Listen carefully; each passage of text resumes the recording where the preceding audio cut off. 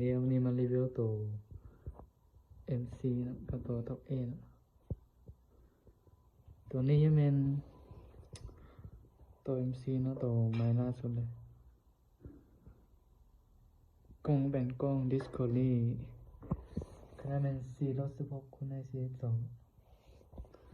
ตัวนี้ยังมีแสงในตัวตัวนี้ปรับแสงได้2สีตัวสีฟ้ากับตัวสีแดงแล้วทางนี้เป็น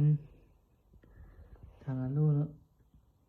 ขนาดมันเป็น 0.42 L นะแล้วก็วาล์วเป็นวาล์วตัวปรับน้องเราเป็นเราเล็กนะเราที่เคียงกงยาว50 เซนก็12 เกี่ยวตัวนี้ปรับไทยได้มันปรับไทยได้กันเวลาขับไฟฟ้าปรับไทยเนี่ยก็ดึงเข้าดึงออกได้กัน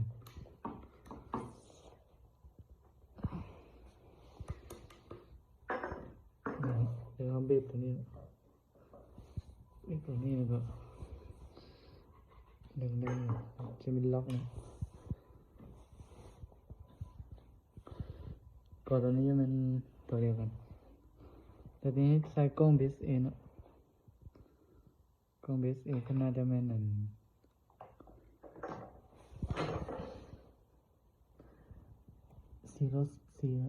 คูณ44/30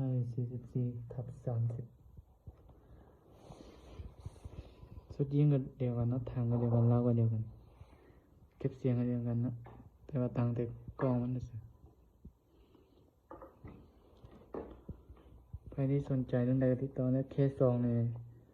ประมาณนี้2-3 มื้อมาฮอดนะเคส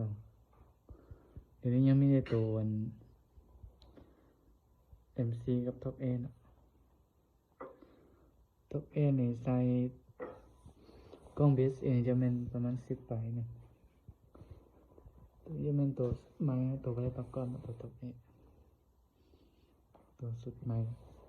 ใครที่ยังได้ตัวไปประกอบก็มีกันนะ MC ก็มีตัวไปประกอบแล้วก็เล่าเป็นตัวนี้กดลูกที่เป็นตัวนี้นะตัวมาทำงาน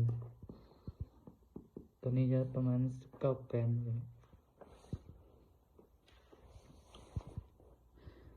ข้าวในที่สนใจเรื่องใดติดต่อได้เครื่องมีพร้อมส่งนะเครื่องแล้วก็กล้องสู้ยังมีอยู่2 แบบตัวกลางครับตัวกลางกับตัวอันนี้เป็นกล้องสู้ตัวกลาง